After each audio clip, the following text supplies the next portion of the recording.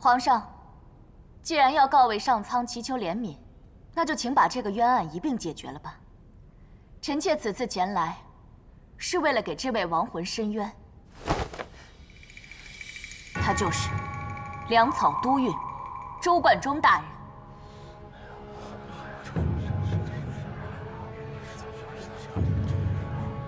朕已经说了，要去太庙祭天，吉时不可错过。皇上，这件事情和北怀的上千灾民有关。朕已经说过了，等回来之后再说。你们还不退下？臣妾很想退下，但是为了这位忠臣，为了100名无辜牺牲的运粮兵，为了上千名白白饿死的灾民，臣妾一步都不能退。试问皇上要带着这样的冤情去祭天法祖，是要对天地大不敬吗？上天也不会让你们这样的人去祭拜。好啊，朕倒要看看你们到底要跟朕说些什么。快说！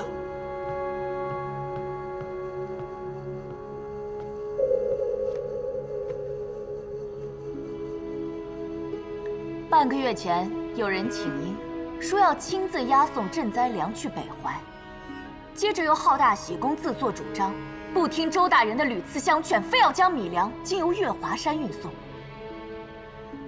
结果遭遇了山贼，害得所有的运粮官和100名运粮兵白白牺牲，还连累了数千灾民。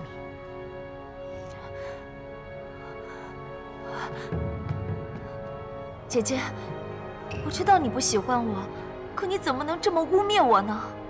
你那么着急做什么？莫非年贵妃说的就是你？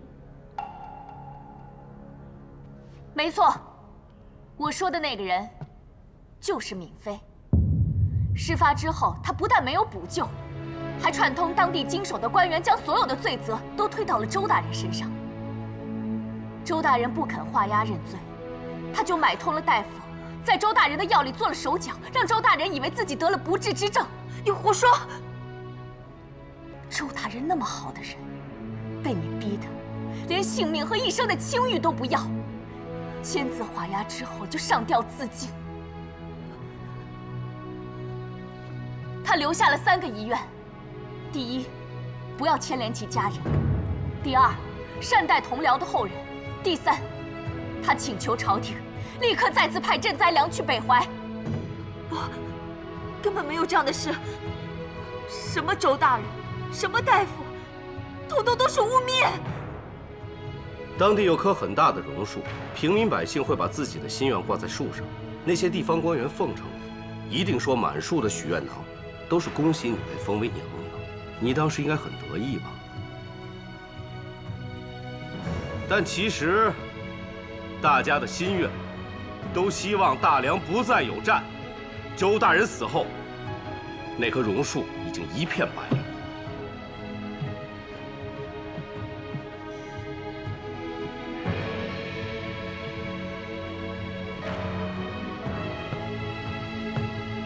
还我周大人，还周大人清白，为周大人鸣冤，还我父母官！血口喷人！你没有证据吗？没有证据，没有证据，凭什么这么说？对，宁贵妃、魏广，你们有何证据啊？这是经手官员18人的口供，为周大人做出假诊断的大夫也在其中。臣已经将他们押至大理寺，皇上即便想亲事，也是可以的。皇上，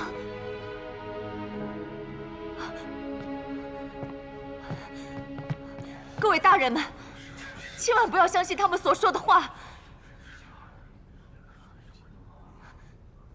将米粮从月华山运过去，是我的主意。我为什么要这么做？这对我有什么好处？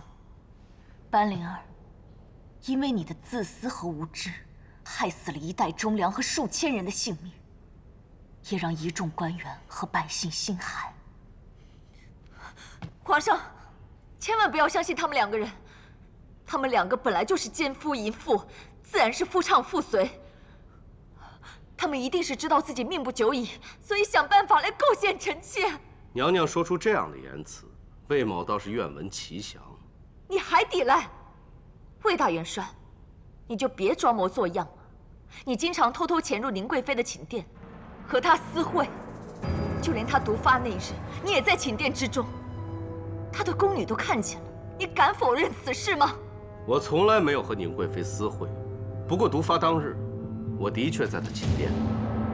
那可是宁贵妃的寝殿，你一个男人潜进去，除了私会，还有什么理由？臣一直在追查严宽、严正两兄弟诈死一事，但当时向皇上回禀，皇上认为严宽必死，无奈臣只有暗中追查更确切的证据，却发现严宽易容成东方轩混入宁贵妃寝殿，千钧一发，宁贵妃身体不适，为保皇上爱妃安全，我身为臣子，当然责无旁贷。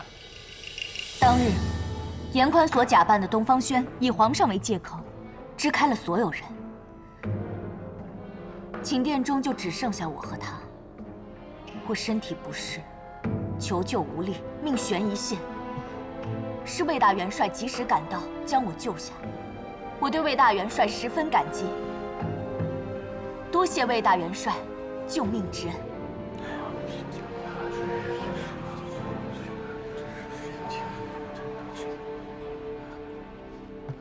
皇上，皇上，如果你信他们俩却不信臣妾的话，那就请您赐臣妾3尺白绫，臣妾当着文武百官的面以死明志。老天，你告诉大家，他们说的一切都是假的，都是假的。各位大人，敏妃说的是对的，宁贵妃和魏大元帅所说的，的确是片面之言。他们找来的证人，也的确有可能是被收买了的。同样的，敏妃刚才所言，也有可能是假的。她所说的宫女，也有可能已经被收买。难道这就是个悬案了吗？我堂堂大梁，满朝文武，却解不开一个运粮案。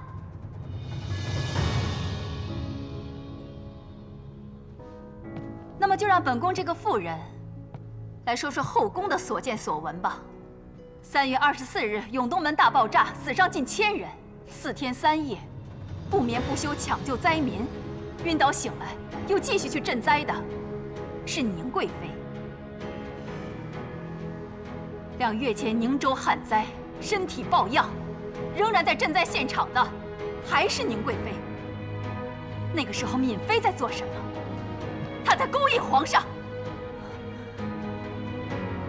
皇上，你在大殿上看不清，不如去大榕树下问问那些挂白绫的百姓，宁贵妃到底有没有本事买通全大梁的子民来诬陷一个敏妃？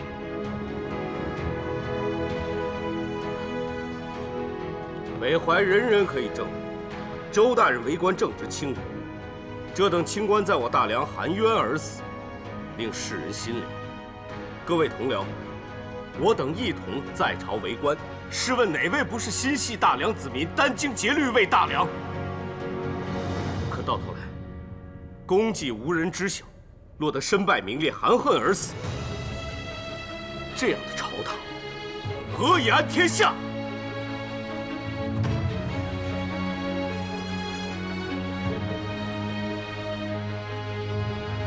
大理寺奏请皇上，立即让臣着手会审，灾情连连，需给百姓一个说法。皇上，臣也以为祭天一事应该暂缓，灾情不查，上不敬天，下不为民，家事还是暂缓一下为好。请皇上下令彻查灾情。请皇上下令彻查灾情。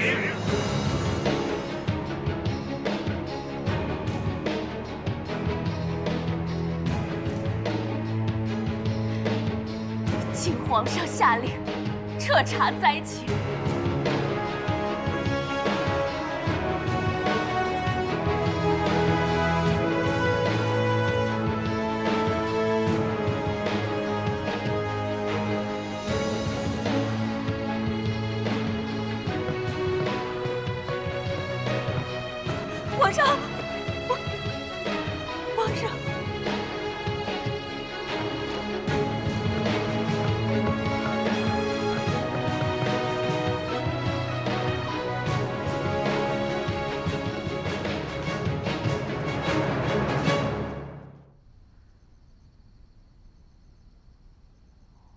皇上还是没有在大殿上直接定敏妃的罪，看来还是心疼她。我们不能让班灵儿有翻案的机会。她就算再厉害，也不至于干预大理寺吧？更何况，她父亲是罪臣，且已去世多年，在朝中，她也没有可以直接笼络的官员，她身边只有皇上。正因为她什么都没有，她才会紧紧地抓住皇上，而且她会不择手段地拖我下水。可皇上也不至于为了她罔顾国法吧？曾经皇上就为了我罔顾律法，现在他一颗心都在班灵儿身上，为了她也不是不可能。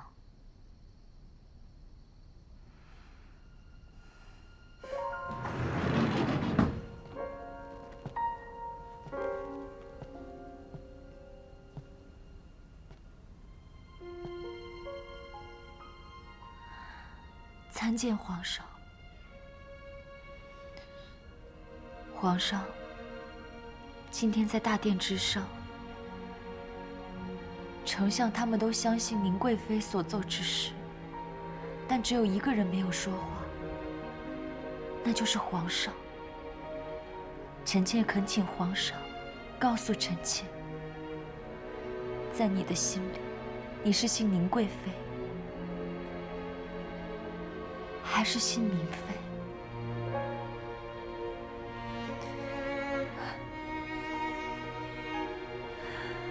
皇上，你不说话，就代表不信明妃吗？皇上是臣妾在这个世界上唯一一个亲人，臣妾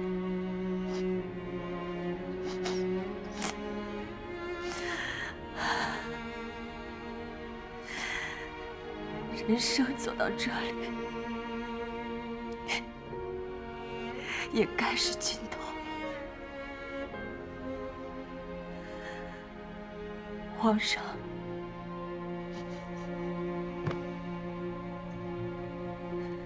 臣妾不用劳烦皇上赐牌令，臣妾自己准备了。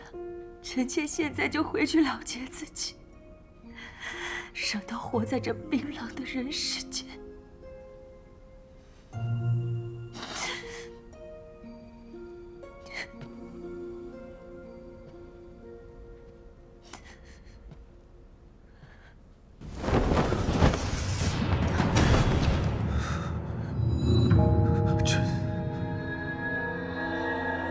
信嫔妃。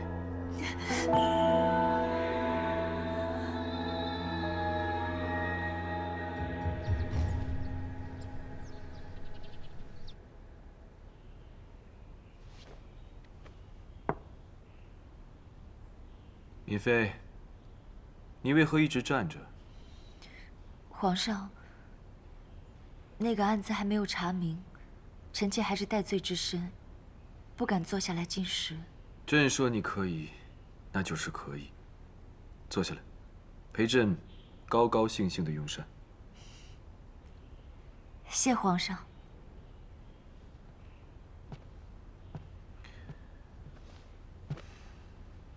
这就对了嘛。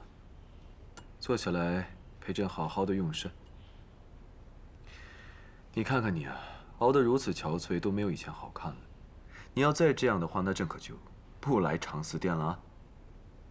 是啊，臣妾一会儿就回去，好好收拾自己。哎，这段时间朕的心情不佳。用完膳之后，你陪朕去御花园。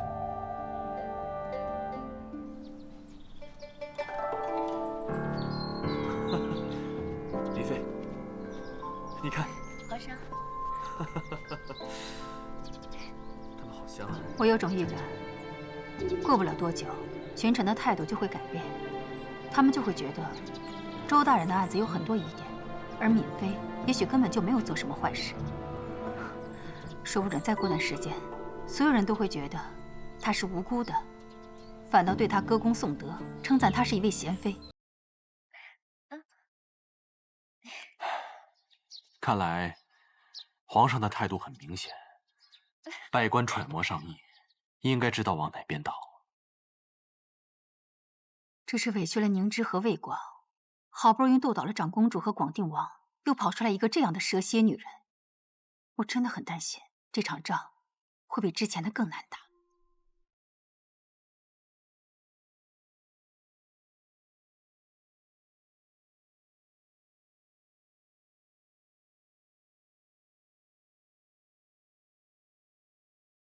李妃娘娘万福。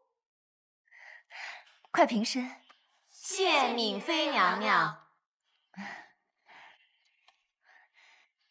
之前是我误会大家乱嚼舌根，还下令惩罚了你们。不过如今事情都已经清楚了，这和你们都没有关系。今日我是特地来赔罪的。娘娘何错之有？奴婢们受不起。我特意带来一些皇上赏赐的糕点给大家，这些都是上好的血燕，对女子最是滋养。还请大家收下我这份好意。奴婢们不敢。从前我也是从梨花学堂出来的，与大家都是姐妹。皇上从早到晚，时刻都有赏赐。我呀，也吃不完这些，与其留着浪费了，还不如拿来与大家一起分享。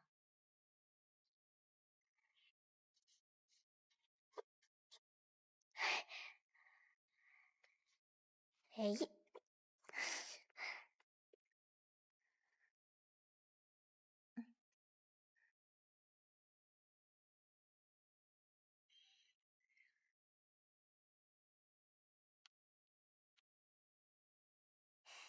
很久没有来看望姐姐了，姐姐如今可好啊？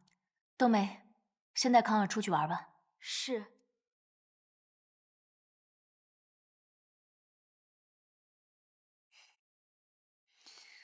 我是想跟姐姐说，周大人那件案子，皇上不打算交给任何人处理，要亲自解决。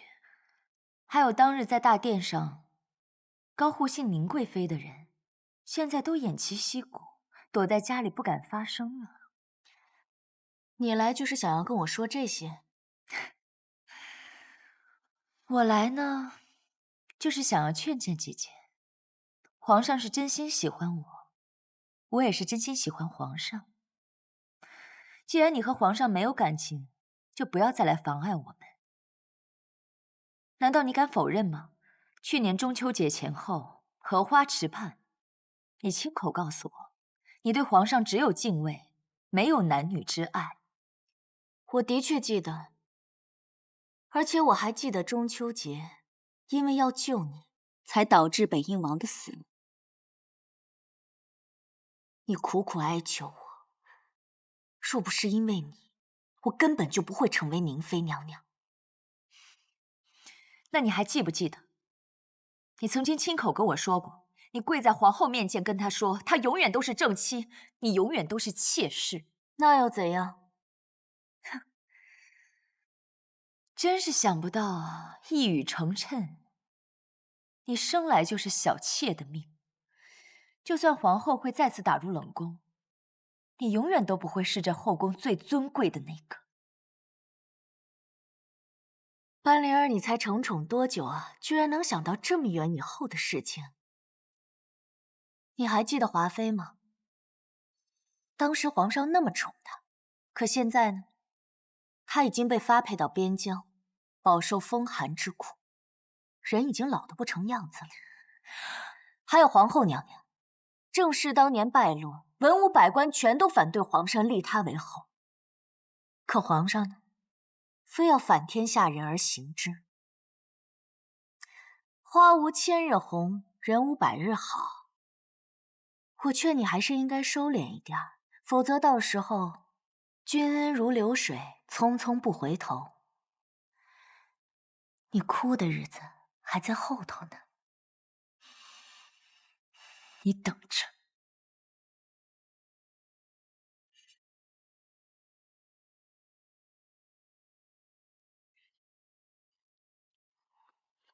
皇后娘娘，皇后娘娘，大理寺果然将运两岸搁置下来，人证物证俱在，都无法动摇皇上爱护敏妃。咱们这位天子真是……宁之和魏广已经这么努力的斗那个小妖精了，莫非他比长公主和严宽更难对付？皇上一贯如此，当年也是因为我而压下了北婴王的案子。其实这次最苦的不是我跟魏广，而是周大人，还有苦苦等待救济粮却饿死的百姓们。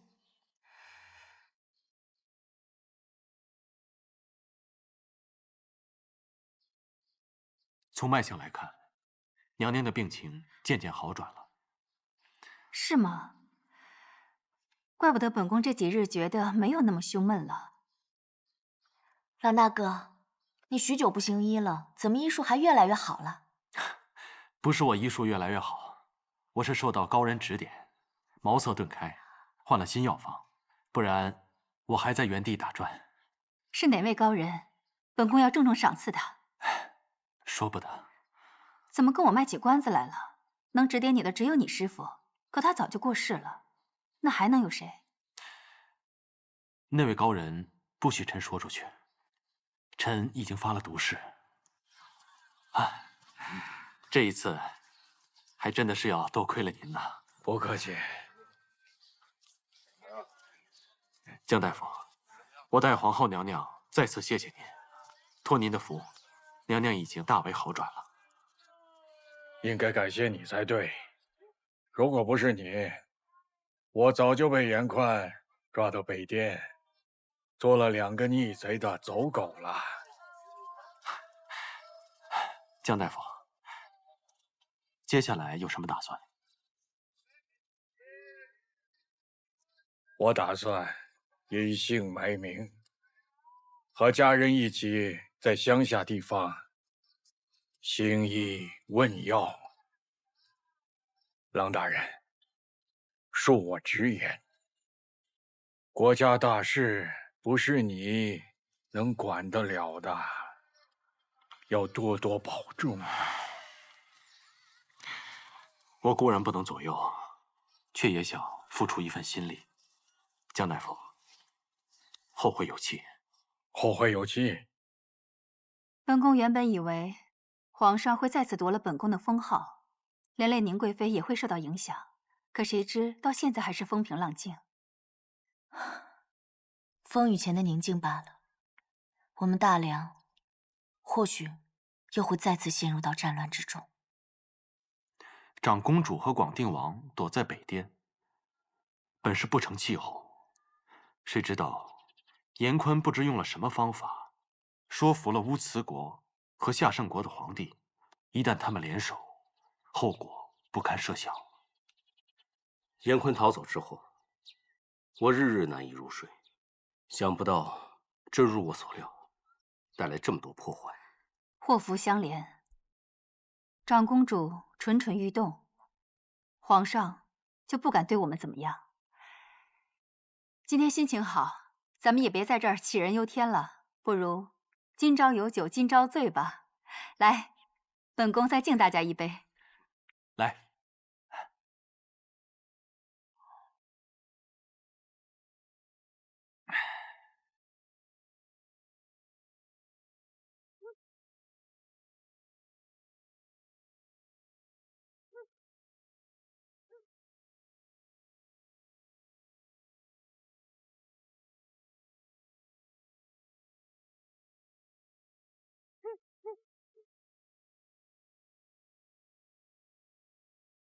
九云道长，这么晚了，找我所为何事？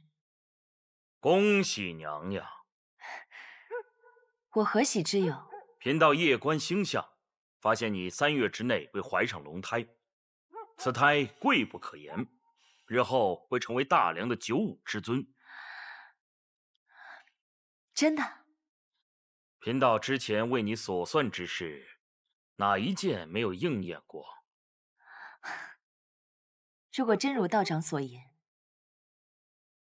那我就有盼头了。但娘娘还需格外小心，星象吉中带凶，且地星忽明忽暗，寓意皇上对娘娘的宠爱并不稳固。要想办法抓住皇上的心呐。那我应该怎么做？还请道长赐教。贫道只能说到这里，其余的就看娘娘的造化了。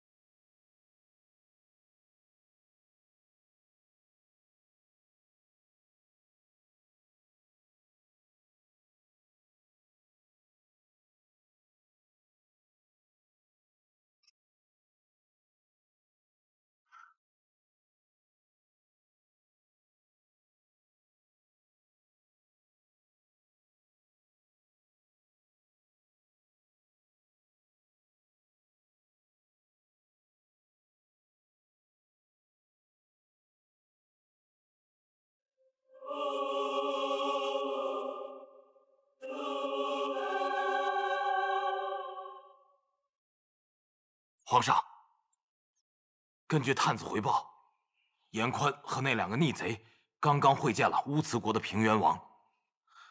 他们谈得如何？详情尚不可知，但据探子回报，他们相谈甚欢，平原王还亲自送了他们一场。丞相，你代表朕出使乌兹国，想办法将平原王拉拢到我们这里，必要的时候可以给些好处。总之，不能让平原王跟那2个逆贼在一起勾结。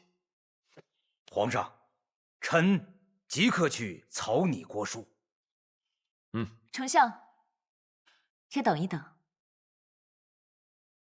皇上，臣妾有个请求。听说平原王很是宠爱他的王后，若是臣妾与丞相一起前往，也可趁机接近王后，从她身上下手。此计甚妙，你真的是朕的爱妃啊！去了之后，一定要想办法跟乌兹王后好好相处。是。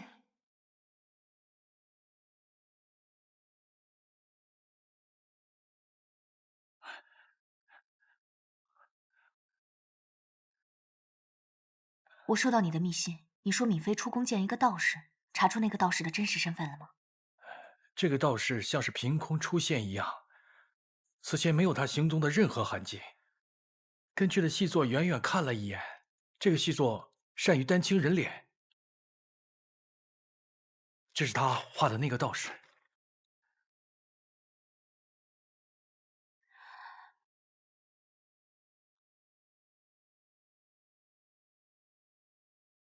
平原王有礼。这便是大梁的丞相和敏妃娘娘，闻名不如见面。我在大梁的时候，就曾听说王后容貌过人，叫人见之不忘。如今一看，果然是名不虚传。敏妃娘娘过奖了。本王收到国书，得知大梁要派遣使者，第一个想到的便是魏广大元帅。当年我们2国交战，本王与魏大元帅沙场对峙，可谓是惺惺相惜。可惜这次却不能看到他。魏大元帅脱不开身，所以皇上就特意派丞相前来。王后，我特意选了几样礼物送给你。坐。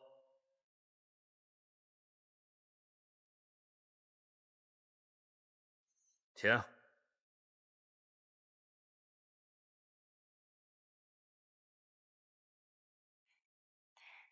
这2颗夜明珠名为双龙吐珠，若是在晚上，整个房间都会被照得通明，宛如白昼。若是把它镶在颈斜上，那一定是熠熠生辉，就像天女下凡一样。那我可要好好看看。丞相前来是为了何事？其实你堂堂一品大员，又代表大梁皇帝而来，恐怕不只是送礼这么简单吧？是否和长公主拜见本王有关？是，皇上派我来，就是想和你商讨结盟之事。结盟？本王暂无此意，时机到了，本王会再约你商谈。来，先喝酒。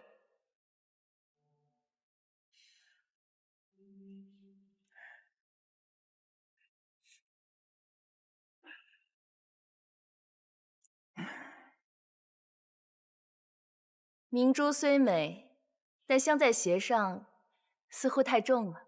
当然不会，娘娘穿过便知。这一双是我命绣娘们打造出来的金丝鞋，鞋面用金丝勾勒而成。娘娘，你一定会喜欢。来，请用。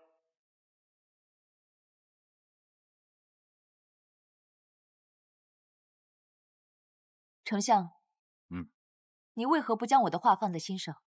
我一早便说过，谈判要讲究策略。敏妃娘娘，我们尚未与平原王熟络，便先提出结盟，他当然会觉得我们心急。这不就是开始拿桥了吗？以后我们还要怎么谈？此次出师不利，你准备如何向皇上交代？娘娘，臣准备。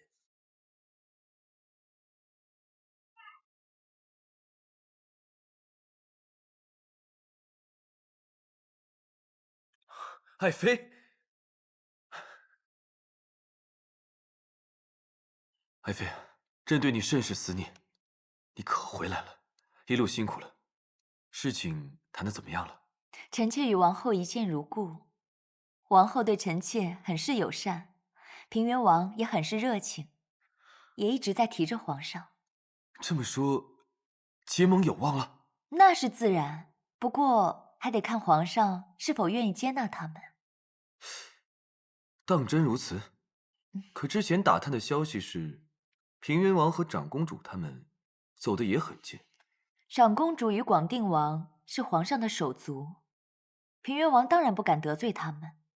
不过仔细想想，他们不过是北滇的丧家之犬，能给平原王带来什么利益呢？权衡利弊之下，他们当然会选择大梁的天子了。爱妃所言极是，平原王是朕的手下败将，只有朕可以让他心服口服。所以皇上，你不必着急结盟。现在是乌兹国有求于大梁。皇上，这一路舟车劳顿，臣这就先告退了。哈，丞相辛苦了，你先回去歇息吧。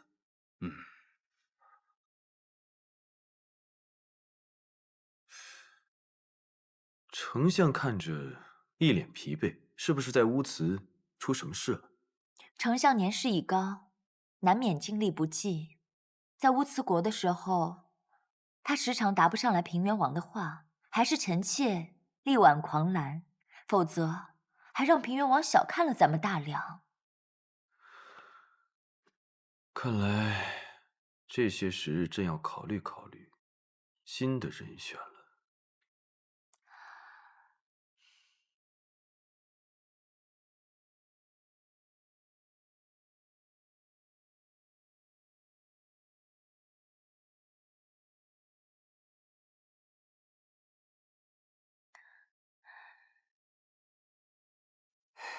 这儿的风景还是这么美。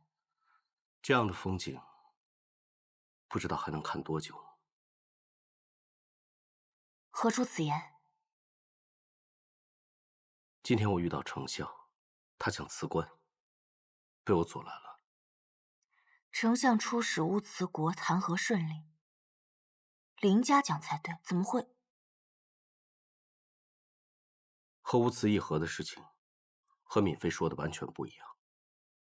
平原王态度不冷不热，根本就没有想过和我们大梁结盟，可见已被长公主拉拢。为何敏妃告诉皇上，平原王很愿意议和呢？这样会误了大事。皇上偏偏喜欢听唯言之词。难道皇上真的只信敏妃的话？闵妃说的都是皇上最想听的话，自然一叶障目。若是平原王真的跟长公主结盟，半灵儿她如何向我大梁子民交代？眼下，他只有讨好皇上的欢心就心满意足了，哪里会想到长远的未来？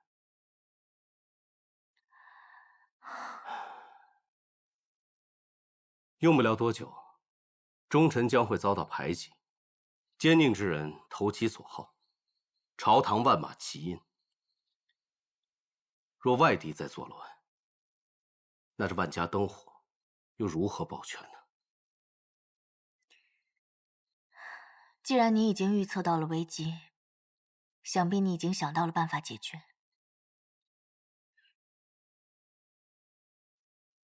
我太了解你了。其实这一次，没有所谓的对策。这青岛的江山，只有豁出去，用性命去付出。这一路走来，多少个坎儿我们都已经迈过去了，这一次也不会例外。辉光，你本来可以功成身退，逍遥自在，可是你为了我留了下来，现在身陷危机，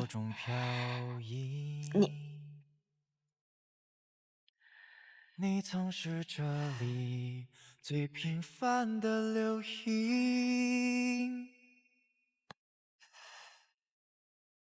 我的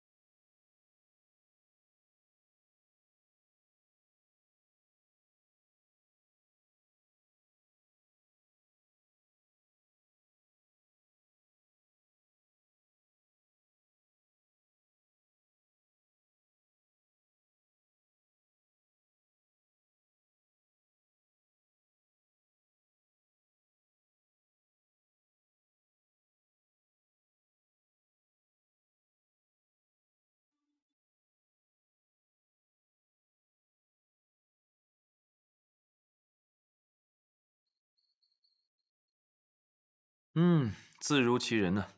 小小年纪，笔锋就这么刚劲，以后一定会有一番作为的。好了，你先下去吧。谢父皇。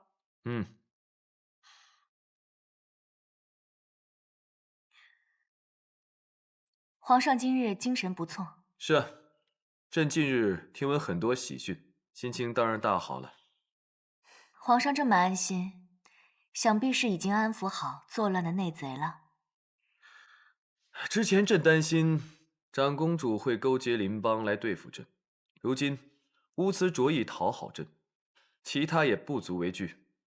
那朕何必为那两只丧家犬而烦心呢？前不久乌兹国与我大梁兵戈相向，损失惨重，难不成他们就一点都不记恨此事吗？天下熙熙，皆为利来；天下攘攘，皆为利往。如今我大梁兵强马壮，这乌兹也是识时务的。臣妾听闻，好些官员都在抱怨，说朝廷削减了他们的俸禄。这是闵妃请奏的，也是闵妃的一番心意。如今财政紧张，那些官员一个个都贪得无厌，给多少俸禄都不知足。太祖皇帝曾经立下规矩，后宫不得干政。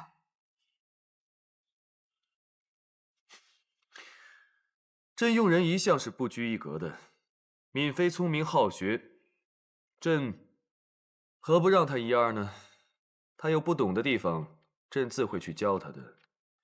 再有，之前你也多有越矩的行为，朕也不是一一都答应了吗？上次你在朝堂之上去指责闵妃的事情，朕已经查过了，那是场误会。朕会疼爱闵妃，也同样会看重你的。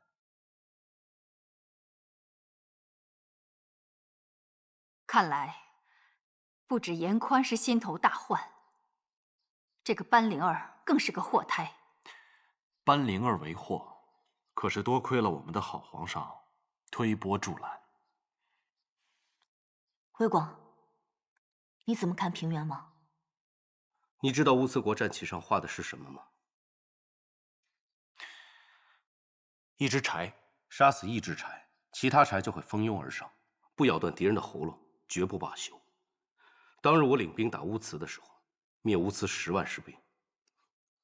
也就是说，他们一定会报仇，只是时间的问题。乌兹人性子急，过不了多久，他们就会起事。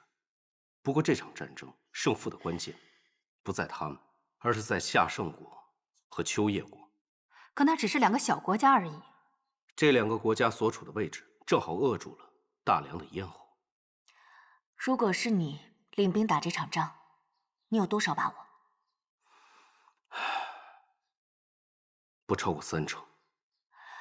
已经如此危急了吗？魏广，你一定要想办法。我们一路走来受了多少苦，不就是为了保大梁太平吗？郎大哥，你去下夏圣国，监视他们的动静。如果有军队调动，一定要告诉我。我去秋叶国打探敌情。我还有一件事情要跟大家说，班灵儿很有可能已经跟严宽勾结了，是太后留给我的细作回禀的。自从上次周大人议案未能平反之后，我就已经派人盯着班灵儿了。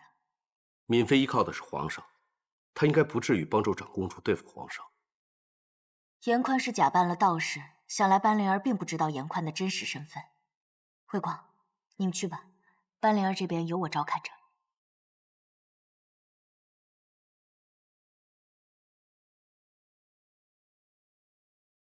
朗坤，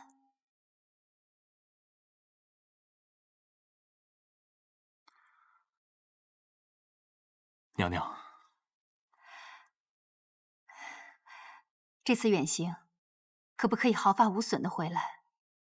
你每次出事，本宫的心悸病就会发作，这次可不可以不要让本宫担心？就是为了娘娘亲手做的菜，臣拼死也会回来的。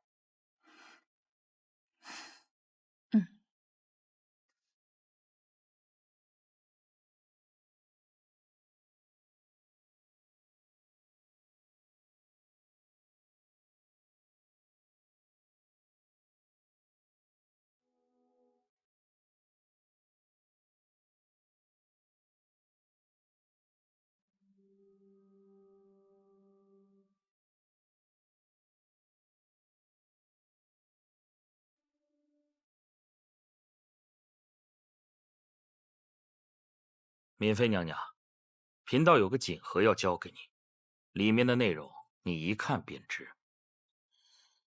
是吗？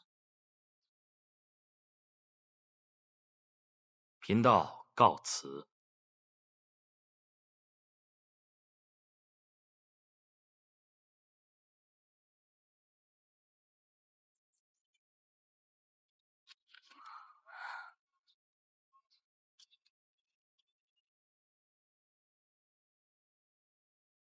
贫道夜观星象，紫微阁星暗淡，意为有人染指了天子的女人，而此人便是皇后身边的朗坤，也就是18年前死去的火样红。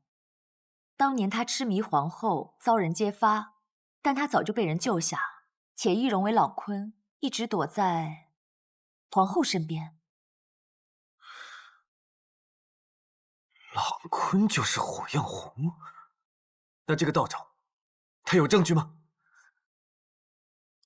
半个月前，朗坤去北怀救灾，很多人都目睹了，足以证明朗坤精通医术。1个月前，朗坤在一个农舍里杀叛贼，留下了一个血手印。18年前，他在赌房里欠债，签下了一张欠条，2个手印是一模一样的。可这也不能证明朗坤就是火样红啊。锦盒里的拜师帖是火样红14岁拜师时签下的， 3个手印都是一样的，足以说明朗坤和火焰红就是一个人。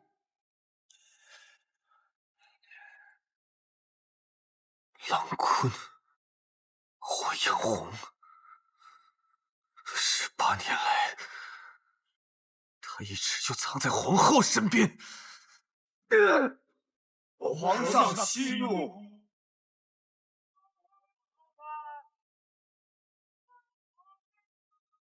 此事就这么决定了。来，祝我们旗开得胜，马到成功。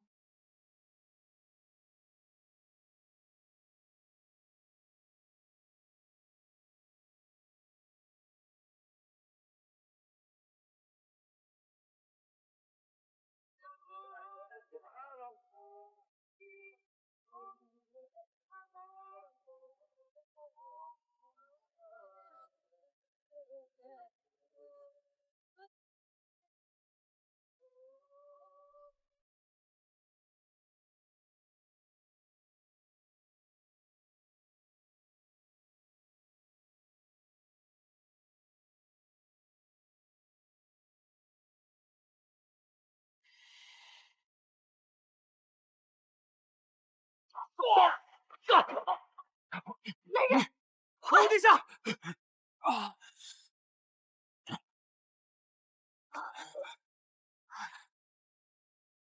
小鱼，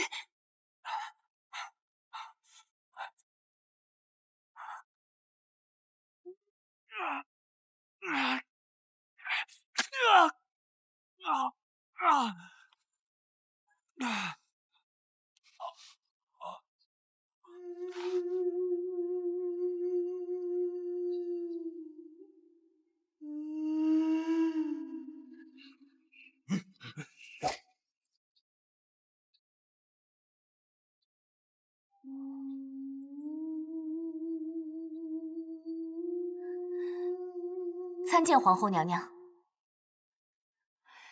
你们都下去吧。是。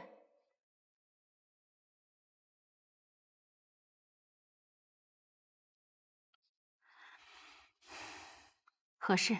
娘娘，皇上已经知道朗大人就是火焰红了。他怎么会知道的？是班灵儿。严宽假扮了一个道士，给了班灵儿一封告密信。细作回禀的时候，班灵儿已经去了皇上那儿，我没有来得及阻止他。又是班灵儿。皇上现在十分相信班灵儿，他一定会来找你问话的。细作他只是远观，根本不知道班灵儿带回来的证据具体是什么，所以咱们现在一定要想一个应对的法子。可是这一时半会儿也想不出什么法子呀。不如这样吧，一会儿皇上的人来了，你就假装不是，说需要我的陪同，这样大家好有个照应。敏妃娘娘到。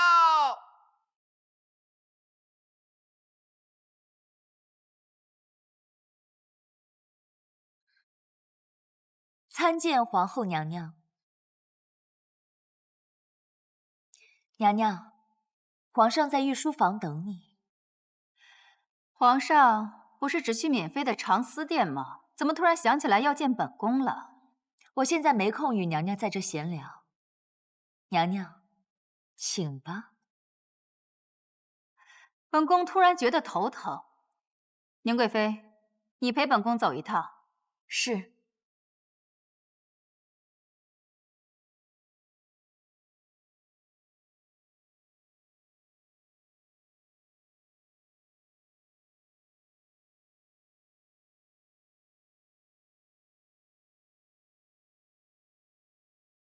此话当真？朗坤是火焰红，可有证据？这是18年前火焰红的供词，他当时亲口承认自己大逆不道，觊觎一国之母。这个手印和朗坤的是一模一样。皇上，这份供词从何而来？当时皇后娘娘对于火焰红的事情闹的是人仰马翻。皇上怜惜娘娘有病在身，不忍心再激怒于她，所以把这件事情给隐瞒了下来。这个证词就藏在大理寺里。皇上，除非朗坤回来按下手印，跟这份供词上的手印是一模一样，否则这根本就不能证明朗坤就是火样红。朗坤已经在回宫的路上，那就等着吧，反正朗坤回宫还有段时日。朗坤已被飞虎营的人抓住，身受重伤，已在被押解途中。那正好，本宫可以借此机会把这件事情的来龙去脉查个水落石出。届时，本宫一定亲自审理。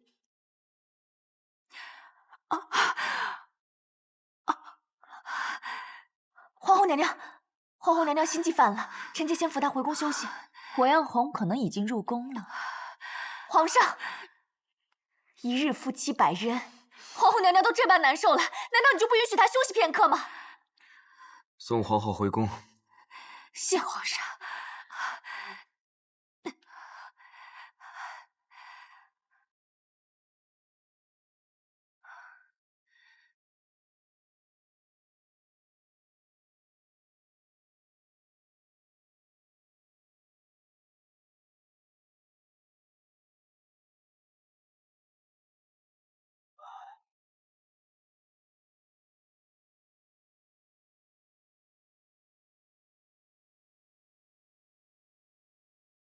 参见皇后娘娘。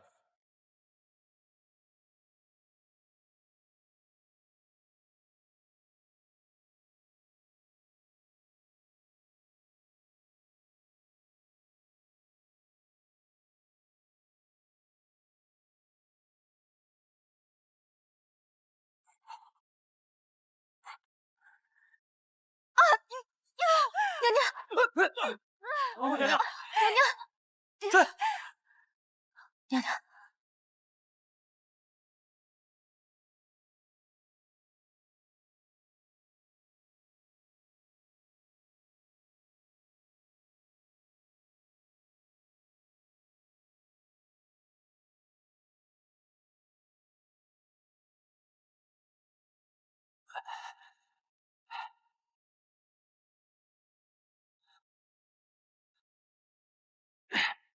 走！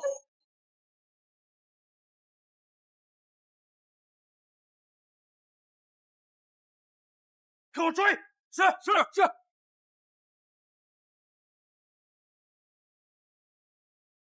皇后娘娘，你先休息一下吧。你赶紧去找朗坤。皇后娘娘，皇后娘娘，朗坤，朗大哥，你没事吧？没事。快去关门。这什么钥匙？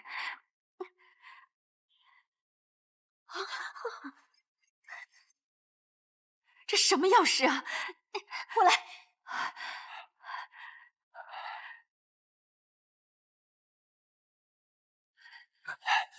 把他烧了。皇后娘娘，末将可以进来看看吗？本宫在更衣，你们在外面候着。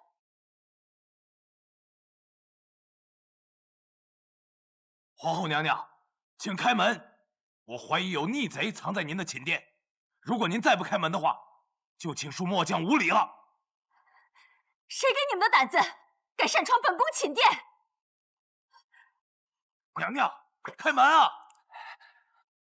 皇后娘娘，请开门！皇后娘娘，请恕末将无礼了。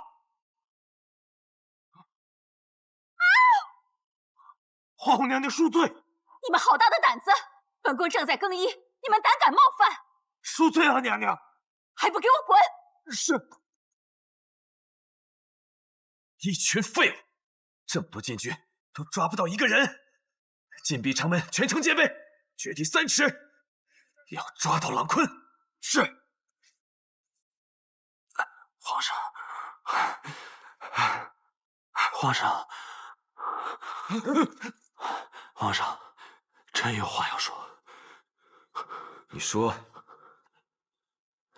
臣现在是祖上鱼肉，皇上还不放心吗？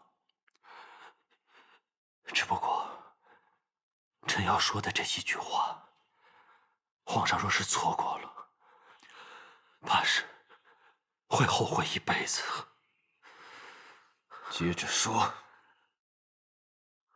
皇上出动了这么多人，弄出了这么大动静，无非就是想知道，臣是否就是18年前的火阳红。其实皇上大可召见臣，臣一定知无不言。不错，臣的确就是火阳红。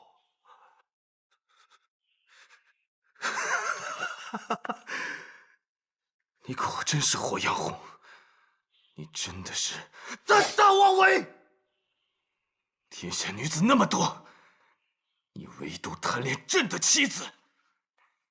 18年前死一次还不够，竟还敢隐藏在皇后身边，色胆包天！当年的事本就是一桩冤案，后宫的嫔妃重伤臣，借机打压皇后。至于臣后来返回宫中，则是太后娘娘的意思。从始至终，臣对皇后娘娘之心日月可见，并无他意。朕是皇上，朕说有，那就有。皇上既然执意不肯信，那就请杀了臣。未见臣心，臣就先走一步。3个月后，黄泉路上，臣会与皇上重逢。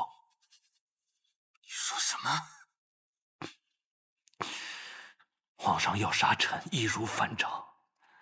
可皇上要知道，现在杀臣，就等于自强。抓住他！慢着，都别动！你这话到底什么意思？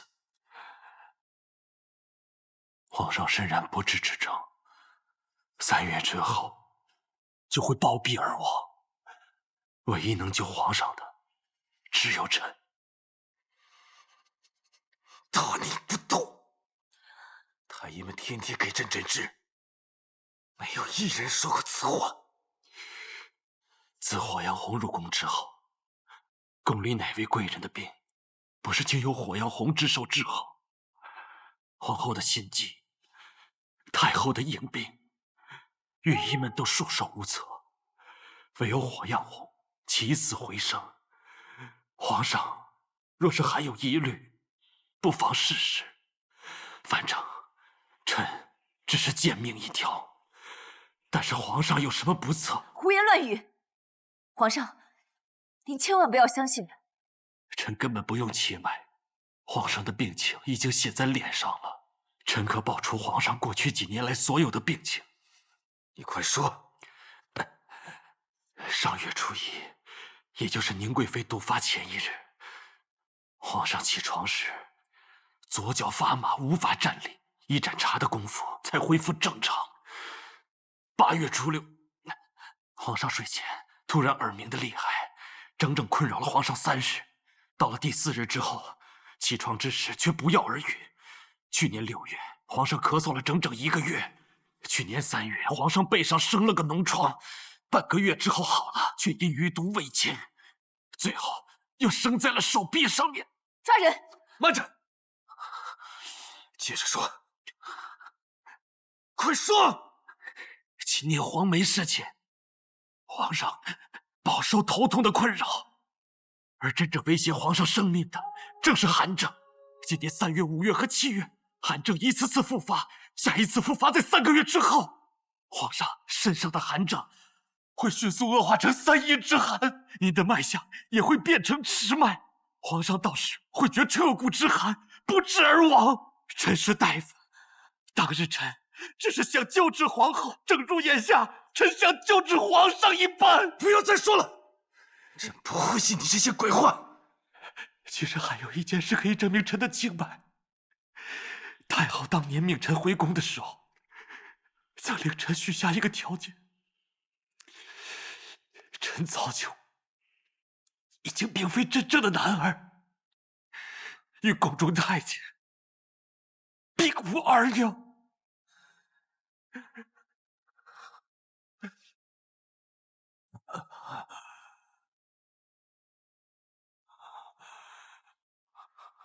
把他带下去，验明正身。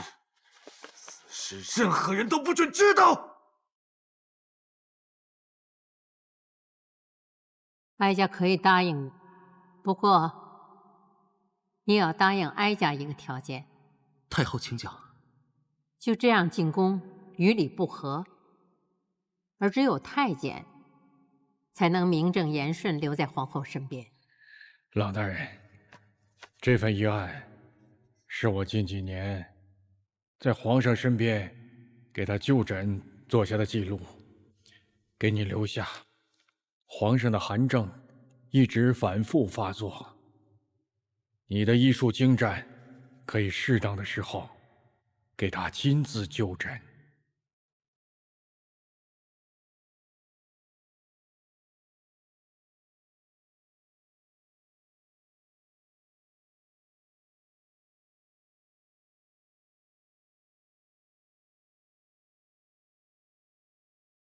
不是说朗坤已经无恙了吗？为什么到现在还没有见到他？朗大人中了箭伤，需要时间休养。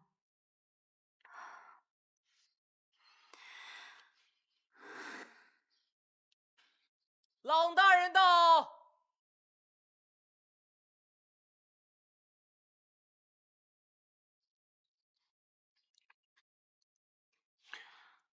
参见皇后娘娘，宁贵妃。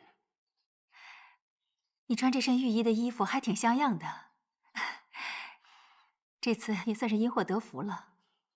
托皇后娘娘洪福。娘娘，以后臣就不能时刻陪伴您左右了，您自己要多加小心。为何？皇上命臣做贴身御医，寸步不离。若是要来永德宫，必须得皇上恩准。疑神疑鬼。不过，本宫已经习以为常了。娘娘，请放心，您的病我心里有数，我会照样帮皇后娘娘开方子治病。哎，朗坤，你说皇上3个月之后就会驾崩，是真是假？可惜不是真的。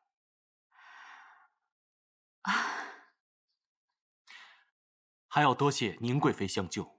朗大哥不必如此客气，我还得请火大夫帮我一个忙，告诉皇上，他若是想让自己的病好，那么1年之内不得近女色。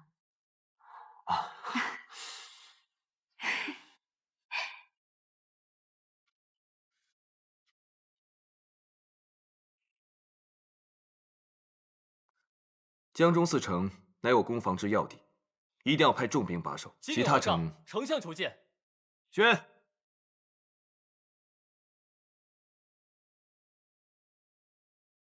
皇上，乌次国已经和长公主、广定王结盟，并下了战书，要对我大梁进攻。皇上，他们大军已经集结，随时准备进攻我巴伦郡。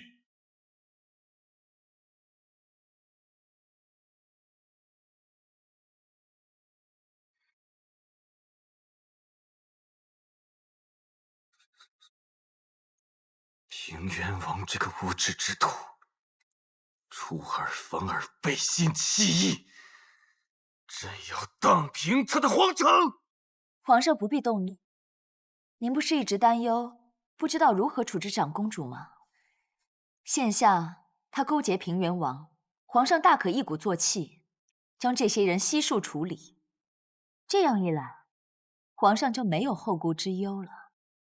更何况，他们本来就是皇上的手下败将，即便是卷土重来，也不过是重蹈覆辙。皇上，眼下最重要的是选1名猛将带兵迎战。皇上，如今能堪重任的，除了魏广，就是杨明将军和陈万将军。朕知晓了，你们先行商议去吧。皇上，是时候施针了。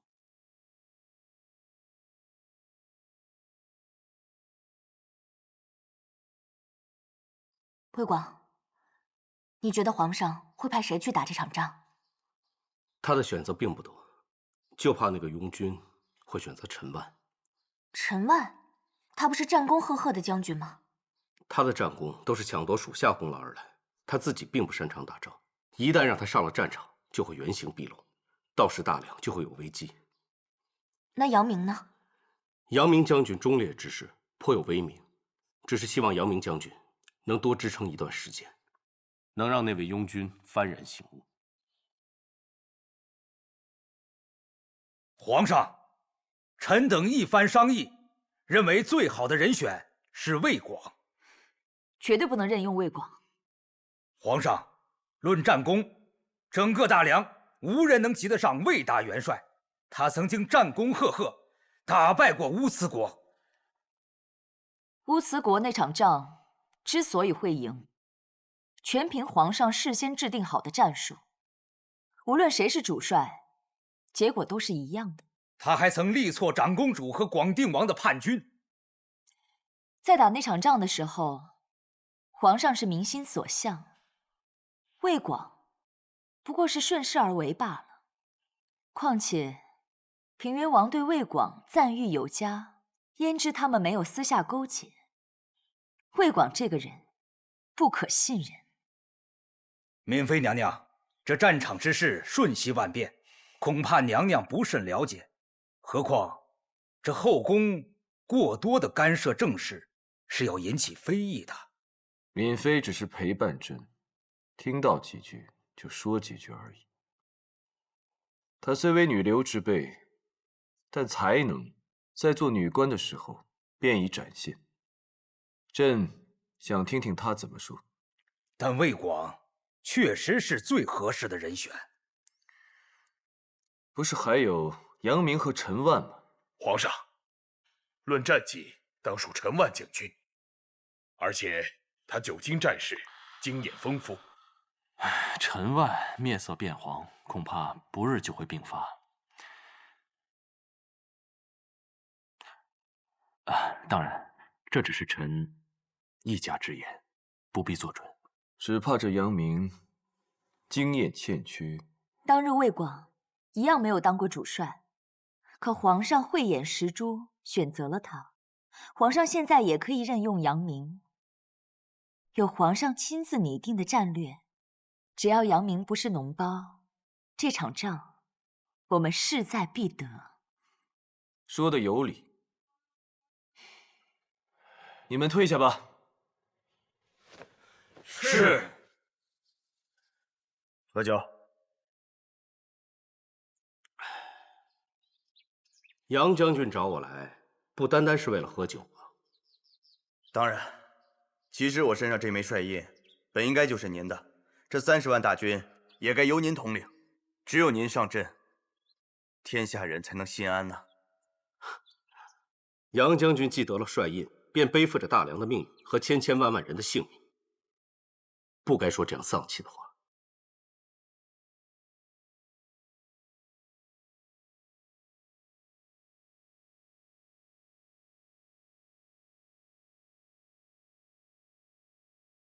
这是当年我父亲留给我的剑，陪我在战场上经历过无数的风风雨雨。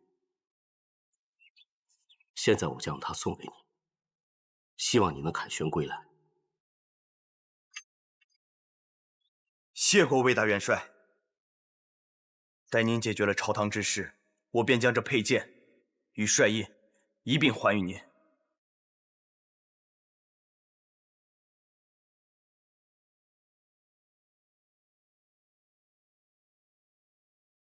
来，胜则举杯相庆，败则共洒热血。好。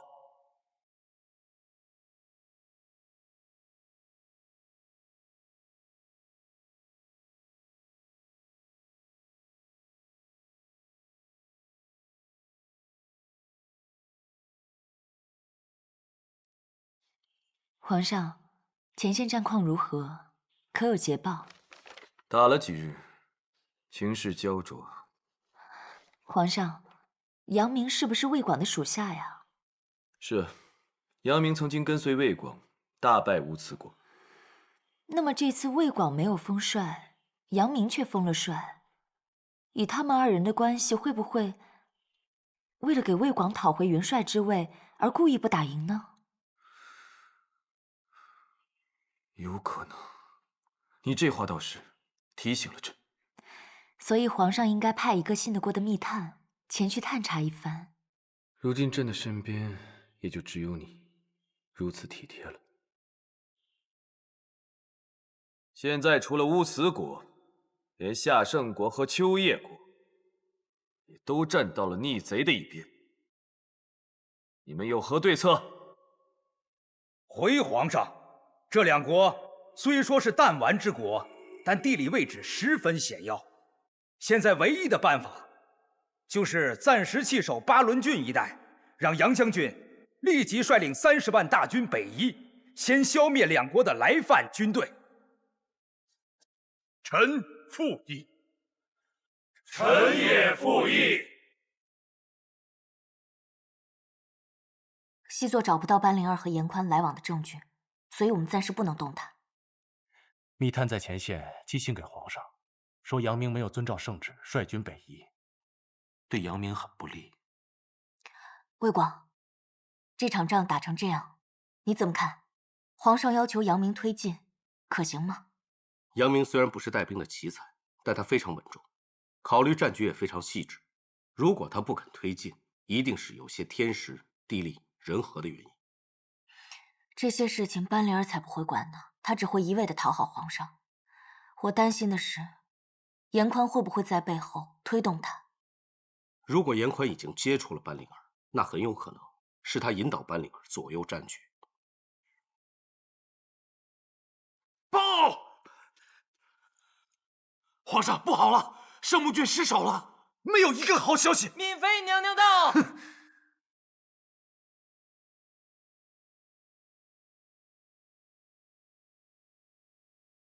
皇上，杨明有异心。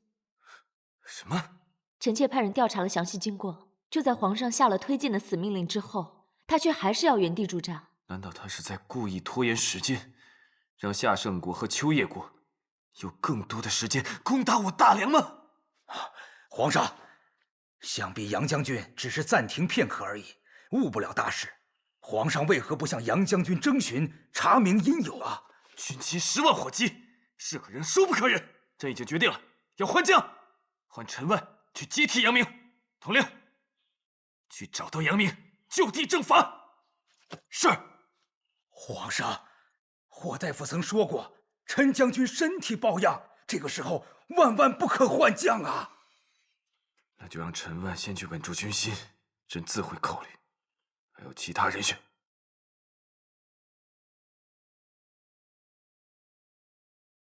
统领，皇上真的要斩我？你方才不是都听到了？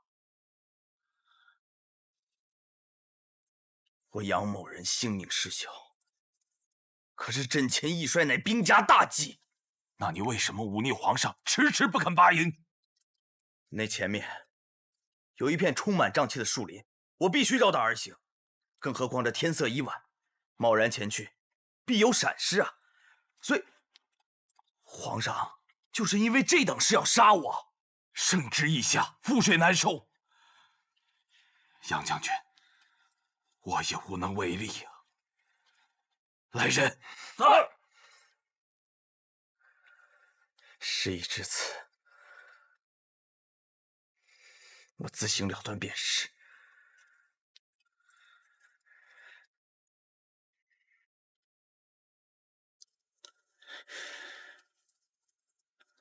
魏大元帅，我先走一步了。黄泉路上，我会瞪大眼睛看着皇上如何被妖妇蛊惑，如何自取灭亡。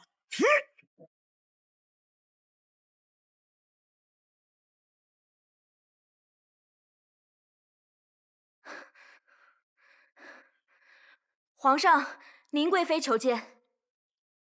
你告诉他，今天朕要休息，有什么事情明儿再说。都下去吧。是。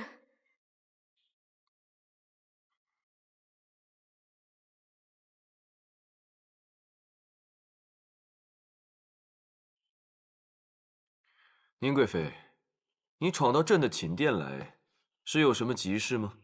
臣妾听说，皇上处死了杨明将军。是朕对你太过宠爱，让你以为你可以插手朕的政事吗？臣妾前来，并不是为了和皇上谈论政事，而是想和皇上说一说臣妾当时封妃之后的那段往事。那个时候，臣妾心如死灰，只觉得被命运所捉弄。臣妾初入宫时，见惯了宫里穿华服的贵人，只是没想到有朝一日，我自己也成为了贵人。封妃那日，臣妾站在了永灵殿的屋顶上，看着燕都的万家灯火。这每一盏灯都是一户人家，他们在做什么呢？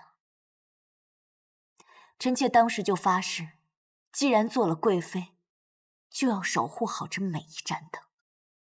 不知道皇上发现没有，自战争以来，燕都的灯火一盏一盏都熄灭了。这能是朕的错吗？朕虽然身体有恙，却依然心系我大梁之百姓啊！皇上难道到现在都没有发现自己错在哪儿了？赈灾之时，周贯中大人呕心沥血，四处奔走，却被活活冤死了。战争之时，杨明将军忠肝义胆，身先士卒，却在战前折戟。这满朝文武，只要是敢说真话的臣子，不是被抓就是被杀。皇上，您放眼望去，现在还有谁？除了班灵儿和他的党羽，因为他们只会口蜜腹剑，只说皇上爱听的话。周贯中饿死灾民，杨明怀有异心，朕去处置他们，这是天经地义的事情。这些不都是闵妃她的片面之词吗？皇上，难道你从未想过，周大人他从不冒进，为什么闵妃来了之后，他就偏偏急功近利，丢了赈灾粮？还有杨明将军，他不过就是多驻扎了一日，其中缘由根本还未查清，班灵儿就迫不及待地向皇上进谗言，皇上就从未疑心过。这一切都是因为班灵儿她心里根本就没有大梁的天下，她不在乎百姓的死活，也不在乎战争的胜利与否，她在乎的是如何讨好皇上，和皇上如何宠爱她罢了。因为她的自大害死了周大人，因为她的心机又害死了杨明将军。皇上，再这样下去，国将不国，又有谁会忠心的为皇上效力呢？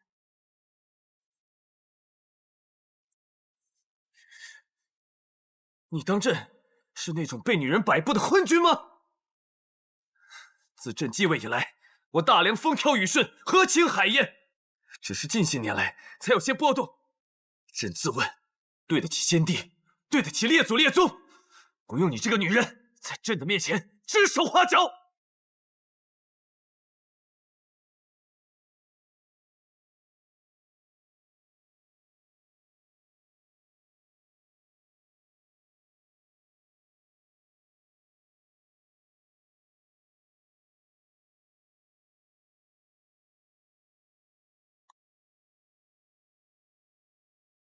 太后，你托付的担子真的好重，您知不知道还能撑多久？